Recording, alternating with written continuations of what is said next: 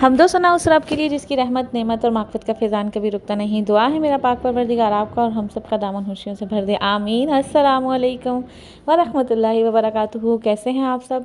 उम्मीद है कि सब खैरियत से होंगे। अल्हम्दुलिल्लाह हम भी ठीक हैं और अभी हम लोग पाकिस्तान की तरफ रवानगी के लिए तैयार हो चुके हैं और अब हम निकल रहे हैं घर से। तो मालिन सफ़ा को मूसा और मरवा अल्लाह हाफिज़ करने के लिए एयरपोर्ट से आ जा रहे थे। तो मालिन सफ़ा काफ़ी एक्साइटेड थी और इटली जाने के लिए, लेकिन अचानक इनका प्रोग्राम चेंज हो गया कि हमने सोचा कि इन्हें इटली भेजने के बजाय हम अपने साथ ले जाती हैं। लेकिन मालिन और सफ़ा का दिल पाकिस्तान जाने को बिल्कुल भी नहीं है। इनका दिल बिल्कुल ये है कि हम ज़ारियान और हसन अपने क्यूट क्यूट बेबीज़ के पास जाएं और वहीं अपना टाइम स्पेंड करें, अपने मामू मामानी और खाला के साथ अपनी छुट्टियां गुजारें। और पाकिस्तान में हमारी छोटी प्यारी सी बेटी जो कि डॉक्टर आयशा हैं, उनका निकाह है। तो इसलिए उनके निकाह के लिए हम लोगों ने पाकिस्तान जाने का प्लान अचानक बनाया है। तो बहुत सारी आयशा के लिए दुआ है, अल्लाह ताला उसके लिए ढेरों आसानियाँ करे और हमें हैरो आफियत से अपनी मंजिल तक ले के जाएँ और वापस लेके आएँ। चलें देखते हैं और हमने क्या क्या किया, और हमारे संग रहिएगा, वीडियो मुकम्मल देखिएगा। पसंद आई तो इसको लाइक ज़रूर कीजिएगा। अपना और बहुत सा ख्याल रखिएगा, मुझे और मेरी फैमिली को रखिएगा दुआओं में याद। तो चलें देखते हैं वीडियो।